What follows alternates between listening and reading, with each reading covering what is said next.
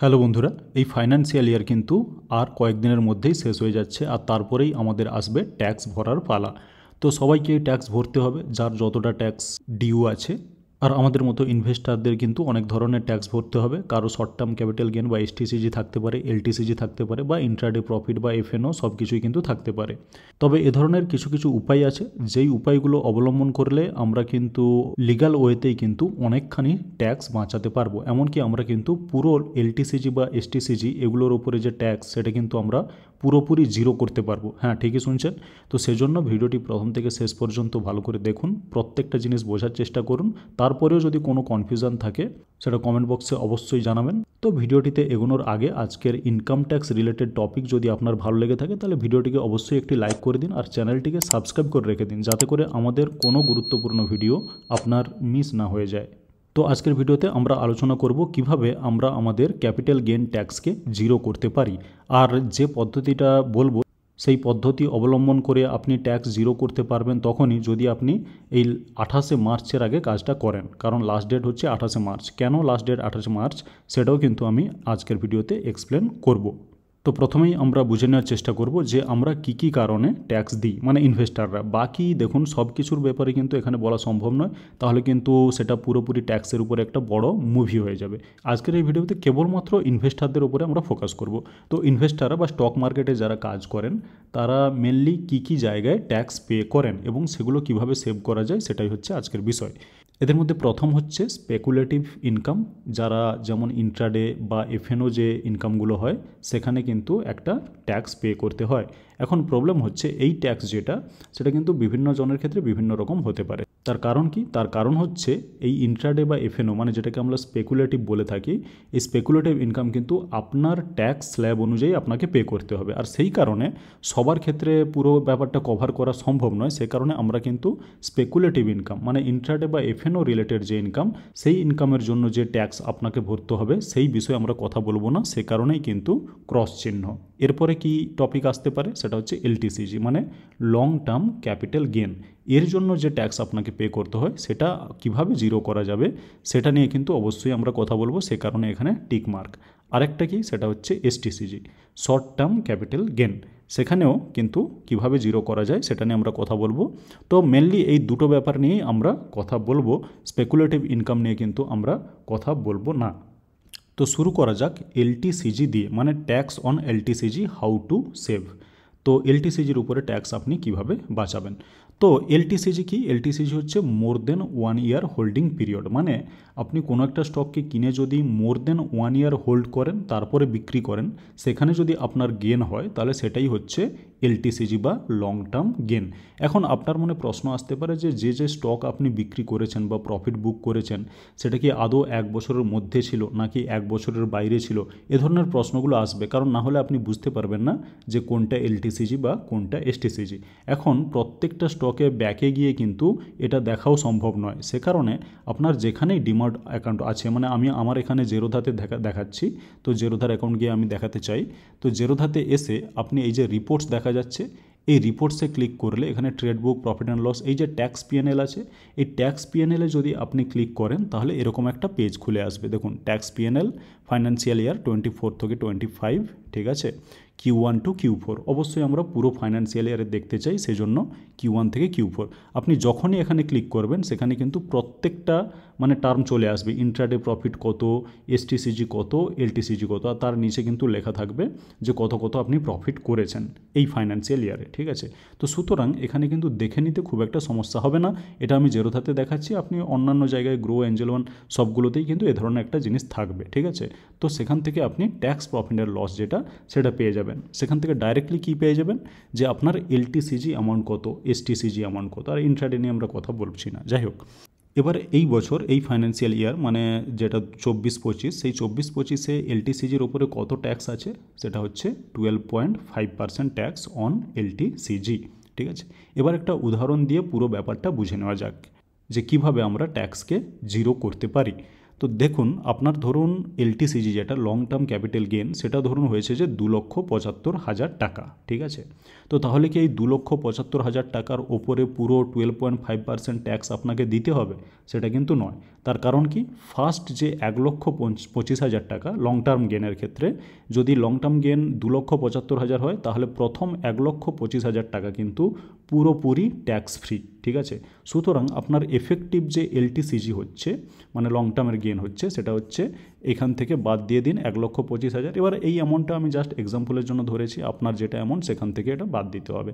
তো 1,25,000 টাকা বাদ দিলে আপনার এখানে এই ক্ষেত্রে দাঁড়াচ্ছে যে 1,50,000 টাকা। তো এর উপরেই কিন্তু আপনাকে 12.5% ট্যাক্স দিতে হবে যদি আপনি ট্যাক্স হারভেস্টিং না করেন। আর কারো যদি লং টার্ম ক্যাপিটাল গেন 1,25,000 টাকার মধ্যেই থাকে তাহলে কিন্তু তাকে কোনো ধরনের long term capital gain tax দিতে হবে না। তো এবার ধরুন 1,50,000 টাকা আপনার লং টার্ম ক্যাপিটাল গেন হয়েছে, কিন্তু আপনার কাছে হয়তো কিছু এলটিসিএল আছে। এলটিসিএলের মানে কি, সেটা হচ্ছে লং টার্ম ক্যাপিটাল লস, এবং সেটা হচ্ছে আনরিয়েলাইজড। মানে কি, আপনি 1 বছর আগে কোনো স্টক কিনেছিলেন, ঠিক আছে, এবং সেই স্টক ধরে নিন আপনার লসে চলছে, সেটাকেই কিন্তু বলবে আনরিয়েলাইজড লস, যেটা আপনি এখনও বুক করেননি। তো সেই লস বুক করেই কিন্তু ট্যাক্স হারভেস্টিং করতে হয়। কীভাবে, স্টেপ বাই স্টেপ বোঝাবো। তো লং টার্ম ক্যাপিটাল লস যেটা, ধরুন সেটা কিছু একটা অ্যামাউন্ট আছে, ধরুন সেখানে স্টক এ আপনি কিনেছিলেন, সেখানে লস হচ্ছে ধরুন 50,000 টাকা, ঠিক আছে। এবারে ধরুন স্টক বি আরেকটা স্টক, সেখানে হয়তো হচ্ছে 70,000 টাকা। এগুলো জাস্ট এক্সাম্পল। স্টক সি একটা, সেটা হচ্ছে 30,000 লস, ঠিক আছে। তো এই তিনটে মিলিয়ে আপনার কত লস হচ্ছে, মানে আপনার অ্যাকাউন্টে যে লসটা দেখাচ্ছে সেটা হচ্ছে 1.5 লক্ষ। 70, 30, 1 লক্ষ, এটা হচ্ছে 50, 1.5 লক্ষ, ঠিক আছে। এবার আপনি কি করতে পারেন তাহলে? আপনি যেটা করতে পারেন যে এই স্টকগুলোকে বিক্রি করে দিয়ে আপনি লস বুক করে নিতে পারেন। যখনই আপনি লস বুক করছেন, আপনার কত লস বুক করা হচ্ছে এখানে? 1.5 লক্ষ টাকা। আর আপনি গেন কত করেছেন? অলরেডি গেন বুক করেছেন যেটা, সেটা এই অ্যামাউন্টটা বাদ দিলে 1.5 লক্ষ টাকা। তাহলে এই 1.5 লক্ষ টাকা আর এই 1.5 লক্ষ টাকা কিন্তু একে অপরকে ক্যান্সেল করে দেবে। মানে এফেক্টিভলি আপনার এই ফাইন্যান্সিয়াল ইয়ারের মধ্যে এলটিসিজি যেটা, সেটা কিন্তু পুরো জিরো হয়ে যাবে। এবং সে কারণে যেহেতু আপনার গেন জিরো, যত পার্সেন্টই ট্যাক্স হোক আপনার কিন্তু ট্যাক্স হয়ে যাবে জিরো। আশা করছি এটা পুরোপুরি ক্লিয়ার। এবার কেউ বলতে পারেন যে আমার কাছে এত লস নেই, আমার অ্যাকাউন্টে যে স্টকগুলো কেনা আছে সেখানে হয়তো মাত্র 30,000 লস হচ্ছে, এতটা লস হচ্ছে না। মানে এটা কিন্তু কেবলমাত্র লং টার্ম লস, সেটা মাথায় রাখতে হবে। তো যদি কারো 30,000 হয়, সেটাকেও কিন্তু লস বুক করে 30,000 এই অ্যামাউন্ট থেকে কমাতে পারবে। সুতরাং 30,000-এর উপরে যে ট্যাক্সটা, সেটা কিন্তু উনি অবশ্যই বাঁচাতে পারবেন। এবার যার যত লস এইভাবে কিন্তু ততই বাঁচাতে পারবেন। কারো যদি মোটামুটি 1.5 লক্ষ হয়ে যায় তাহলে কিন্তু সেটা পুরোটা বিক্রি করে এই 1.5 লক্ষটাকে জিরো করে পুরো 1.5 লক্ষর উপরে কিন্তু 12.5% ট্যাক্স বাঁচাতে পারবেন। তো এটারই নাম হচ্ছে ট্যাক্স হারভেস্টিং।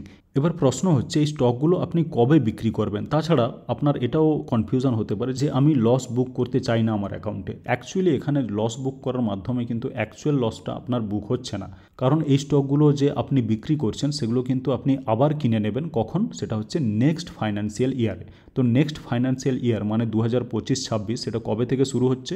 সেটা হচ্ছে 1 এপ্রিল থেকে শুরু হচ্ছে। সুতরাং বুঝতেই পারছেন যে আপনাকে জাস্ট 1 এপ্রিলের আগে বিক্রি করে দিয়ে 1 এপ্রিলে কিনে নিতে হবে। এইভাবে ট্যাক্স বাঁচানোতে কিন্তু আপাতত কোনো ধরনের কোনো এই দেশে অসুবিধা নেই। কিছু দেশ আছে যেখানে হয়তো এ ধরনের প্রবলেম থাকে, এটা করা যায় না, কিন্তু ইন্ডিয়াতে এটা করা যায়। সুতরাং বুঝতেই পারলেন যে আপনার যে প্রফিটটা হয়েছে সেটা আপনি কিছু কিছু স্টক লস বুক করার মাধ্যমে সেই প্রফিটটাকে জিরো করে ট্যাক্সটাকে জিরো করতে পারেন। এটাই হচ্ছে মোদ্দা কথা। এবার আমি দেখাতে চাই যে লাস্ট ডেট 28 মার্চ বলেছি কেন। তার কারণ যদি আপনি লাস্ট ডেটে একদম এই ফাইন্যান্সিয়ালের লাস্ট ডেটে যদি বিক্রি করতে চান, সেটা হচ্ছে 31 মার্চ দাঁড়াচ্ছে। তাহলে আমি কেন 28 মার্চ বলছি সেটা একটু এক্সপ্লেন করতে চাই। তো এটা হচ্ছে আমি মোটামুটি সামারি এখানে লিখে ফেলেছি যে কিভাবে আমরা ট্যাক্সকে জিরো করেছিলাম। এবার ধরুন স্টক এ, স্টক বি, স্টক সি এগুলো আপনি বিক্রি করছেন। তো হোয়েন টু সেল, আপনি কখন ঠিক বিক্রি করবেন? এখানে আমি একটা ক্যালেন্ডার দিয়ে দিয়েছি, স্মল ক্যালেন্ডার এই সপ্তাহের। ধরুন 27 মার্চ মানে আজ, কাল হচ্ছে 28 মার্চ, তারপরে 29, 30, 31। আমরা আইডিয়ালি কী করব? জেনারেলি কিন্তু যারা ট্যাক্স হারভেস্টিং করেন তারা কিন্তু 31 মার্চ বিক্রি করে দেন, 1 এপ্রিল কিনে নেন সেই একই দামে বা তার থেকে একটু কম দামে। প্রবলেম হচ্ছে 31 মার্চ এই বছর এটা হচ্ছে একটা হলিডে, ঈদ উল ফিতর, ঠিক আছে। আর 30th, 29th এগুলো হচ্ছে স্যাটারডে সানডে। সুতরাং আপনি যে স্টকটা বিক্রি করবেন তার জন্য এটাও ট্রেডিং ডে নয়, এটাও ট্রেডিং ডে নয়, আর এটাও ট্রেডিং ডে নয়। সুতরাং 1 এপ্রিলের আগে মাত্র 2টি ট্রেডিং ডে আমাদের বাকি আছে এই ট্যাক্স হারভেস্টিংয়ের জন্য। সেটা হচ্ছে 27শে মার্চ আর 28শে মার্চ কিন্তু হয়ে যাবে লাস্ট ডেট, তারপরে আপনি আর পারবেন না, এগুলো কিন্তু ছুটি। সুতরাং যারা ট্যাক্স হারভেস্টিং করতে চান তাদেরকে কি করতে হবে, তাদেরকে 28 মার্চ বিক্রি করে দিতে হবে, আর 1 এপ্রিল মোটামুটি অপেক্ষা করতে হবে কাছাকাছি দামে কিনে নেওয়ার। ঠিক আছে, তো এটা গেল কিভাবে আপনি এলটিসিজির ওপরে ট্যাক্স বাঁচাবেন তার পুরো বিস্তারিত বিবরণ। এবার আপনার প্রশ্ন হচ্ছে এসটিসিজি কীভাবে বাঁচবে।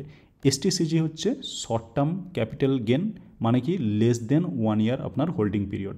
আপনি যে স্টকগুলোতে 1 বছর মানে কেনার 1 বছরের মধ্যেই প্রফিট বুক করেছেন, সেটা হতেই পারে, আমাদের সবার ক্ষেত্রেই হয়, এর ক্ষেত্রেও কিন্তু থিওরিটা পুরোপুরি সেম। মানে কি আপনার যে শর্ট টার্ম ক্যাপিটাল গেনটা হয়েছে সেটা আমরা শর্ট টার্ম ক্যাপিটাল লস বুক করে সেটাকে কিন্তু জিরো করার চেষ্টা করব। এখন প্রথমে দেখে নেওয়া যাক যে এসটিসিজির ওপরে এখন ট্যাক্সটা ঠিক কত লাগবে। তো এই বছর এসটিসিজির ওপরে ট্যাক্সটা একটু কমপ্লিকেটেড। সেটা হচ্ছে ট্যাক্স লাগবে আপনার 15% যদি আপনি প্রফিটটা বুক করে থাকেন 23 জুলাইয়ের আগে, আর আপনাকে দিতে হবে 20% ট্যাক্স যদি আপনি 23 জুলাইয়ের পরে বিক্রি করেন। তার কারণ এই যে অ্যানাউন্সমেন্টটা এসেছিল কিন্তু 23 জুলাইয়ের বাজেটে, হয়তো আমাদের সবারই মনে আছে। তো এই ট্যাক্স কিন্তু আপনাকে পে করতে হবে।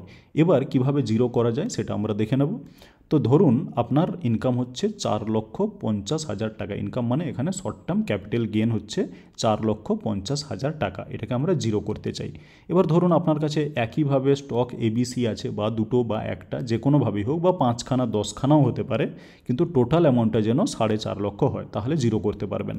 তো ধরুন এখানে এক্সাম্পল স্বরূপ আমি এখানে 3টে নিয়েছি। ঠিক আছে, তো 3টেতে ধরুন একটা স্টকে হচ্ছে 2,15,000 লস, তারপরে 1,20,000, 1,15,000, এগুলো কিন্তু সবই শর্ট টার্ম ক্যাপিটাল লস। মানে এই স্টকগুলো যে লস হচ্ছে এগুলো কিন্তু 1 বছরের মধ্যেই আপনি কিনেছেন। তো সেখানে কি হচ্ছে, এটা প্লাস 4,50,000, আর এইগুলো টোটাল আপনি করুন 4,50,000 হয়ে যাচ্ছে। সুতরাং আবারও বুঝতে পারছেন যে ট্যাক্স কিন্তু আপনার হয়ে গেল জিরো। আর একইভাবে এই কাজটাও কিন্তু মানে এই যে লস বুকটা করবেন এটাও কিন্তু আপনাকে 28 মার্চের আগে করে দিন। তো একই সব পুরো থিওরি কিন্তু একই। এবার কি কিছু গুরুত্বপূর্ণ পয়েন্ট আছে যেগুলোকে আপনাকে মাথায় রাখতে হবে এই ট্যাক্স হারভেস্টিংয়ের ক্ষেত্রে। সেগুলো কি কি এক এক করে দেখে নেওয়া যাক। তো পয়েন্টস টু রিমেম্বার কী কী আছে দেখে নেওয়া যাক। প্রথম পয়েন্ট হচ্ছে এসটিসিএল ডাজ নট ব্যালেন্স এলটিসিজি। মানে ধরুন আপনার অনেক ক্যাপিটাল গেন হয়ে আছে লং টার্মে, ঠিক আছে, অনেক লং টার্মে ক্যাপিটাল গেন হয়ে আছে, কিন্তু লং টার্মে আপনার সেরকম কোনো লস নেই, ঠিক আছে, কিন্তু শর্ট টার্মে কিছু লস হচ্ছে। ফর এক্সাম্পল এখন যেহেতু মার্কেট পড়ছে, হয়তো কিছুদিন আগে আপনি কিনেছিলেন স্টক, সেগুলো হয়তো লস হচ্ছে, তাহলে কি সেই লস বুক করে আপনার যে লং টার্ম প্রফিট সেটাকে ব্যালেন্স করে জিরো করতে পারবেন বা কম করতে পারবেন? সেটা কিন্তু সম্ভব নয়। আপনাকে যদি লং টার্ম ক্যাপিটাল গেন কম করতে হয় তাহলে কিন্তু আপনাকে লং টার্ম যেটা ক্যাপিটাল লস হচ্ছে মানে আনরিয়েলাইজড লস, সেটা দিয়েই কিন্তু এলটিসিজি কম করতে হবে, এছাড়া সম্ভব নয়। ঠিক একইভাবে কিন্তু যদি আপনার শর্ট টার্ম ক্যাপিটাল গেন ধরুন প্রচুর হচ্ছে, আর লং টার্মে হয়তো অনেক দিন আগে কিছু স্টক কিনেছিলেন সেটা লসে চলছে, সেই লস বুক করে কি আপনি এসটিসিজি কম করতে পারবেন? সেটাও কিন্তু সম্ভব নয়। তো এই দুটো পয়েন্ট পুরোপুরি বোঝা গেল। এবার কি new buying price will be low, এর মানে কি ধরুন আপনি 100 টাকা একটা স্টক কিনেছিলেন, সেটা এখন 60 টাকা হয়ে গেছে, মানে 40 টাকা লস। সেই 40 টাকা লস বুক করে আপনি ট্যাক্স হারভেস্টিং করলেন, সে কারণে আপনি কি করবেন, স্টকটা কিনবেন 1 এপ্রিল কত টাকাতে, ওই 60 টাকার কাছাকাছি কিনবেন। সুতরাং আগে যেটা আপনার বাইং প্রাইস ছিল 100 টাকা, এখন সেটা হয়ে গেল কিন্তু 60 টাকা। এবার এই 60 টাকার স্টকই যখন বেড়ে 100 টাকা হবে, তারপরে কিন্তু আপনাকে ওই 40 টাকার যে প্রফিট, ওই প্রফিটের ওপরে কিন্তু মানে ওই 40 টাকা যে গেন হচ্ছে, ওই গেনের ওপরে কিন্তু ট্যাক্সটা দিতে হবে। যেটা আগে 100 টাকা কেনা ছিল সেটা 100 টাকাতে পৌঁছানোতেই কিন্তু আপনাকে ট্যাক্সটা দিতে হচ্ছে।